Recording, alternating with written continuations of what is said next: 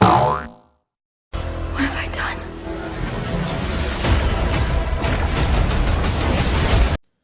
Well, the end is nigh, both for this trilogy and for the Tomorrowverse as a whole. While Part 1 was probably the best of the Tomorrowverse movies, and Part 2, well, it wasn't Warworld. Part 3 solidly falls in the middle. It's not as great as Part 1, but it's nowhere near as of a letdown as Part 2. Well, with Part 1 and Part 2 relying heavily on exposition, specifically about things that happened in the past that brought our heroes and villains to this point, well, it's not much of a surprise to say that Part 3 also had similar exposition. But this movie goes even further back, like before the Tomorrowverse, specifically how Barry Allen and John Constantine ended up creating this whole mess. Let's just say some very interesting and very dark choices were made in that regard. I was kind of shocked they went in that direction, but okay. Besides the moment where Barry Allen and John Constantine just screw the universe something fierce and create a multiverse, there really isn't a lot to this movie that I haven't said before. Yes, there are a lot of characters from DC lore that show up here. Some of them have great roles in this movie that help move the plot forward, despite the fact that they barely were present in the past two movies and are barely present in this one. Yet, that's just kind of a staple of this trilogy. One of the bigger changes from Crisis on Infinite Earths is the portrayal of the AntiMonitor. I'm not gonna go into spoilers because that's not what these videos are for, but let's just say Anti has a very different meaning for this version of the AntiMonitor.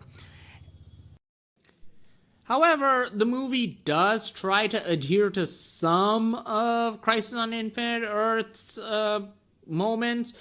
Like, there are some major character deaths of people who died in the original Crisis on Infinite Earths. You may have seen Luthor and Joker, like, prominently displayed on the poster of this movie. Luthor is kind of important in this one. Joker, well, he's just Joker. He doesn't play any significant role. He's just there to have fun. At least he doesn't screw everything up for everyone.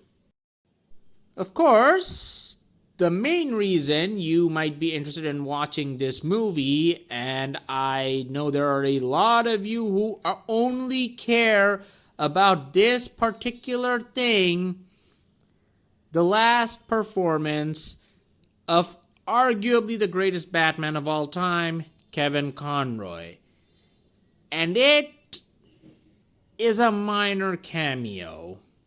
I'm sorry, it's just there. There are several similar cameos. None of them are voiced. And I don't know how I feel about it. Like, honestly,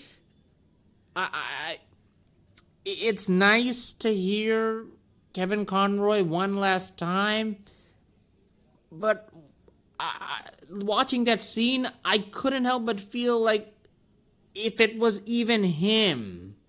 I'm not sure if, like, I hope it's a mistake on my part, but I just couldn't quite convince myself that it was all Kevin Conroy and someone at DC just didn't, like, use AI or something to just make up the rest of it. I sincerely hope it was a mistake on me hearing it, but I don't know. Well, that's kind of it. I really have nothing else to add. This movie concludes the trilogy. It just does the job. There are some cameos which I don't know how people will respond to them. If you're solely interested in watching this movie just for Kevin Conroy, look, the clip will be out on YouTube before this video goes out. I would not recommend watching the entire trilogy for this. In all honesty, I just say watch part 1 and stop, because part 1 can actually stand on its own. I wish I had something more positive to say. Oh, there is something that I found really funny, that there's a reference to Watchmen in this, which I was not expecting, and it was really hilarious and caught me off guard, so that was kind of fun. But besides that, yeah, well, the Tomorrowverse ended as it lived. Mildly interesting, but mostly disappointing. We have to find its kryptonite.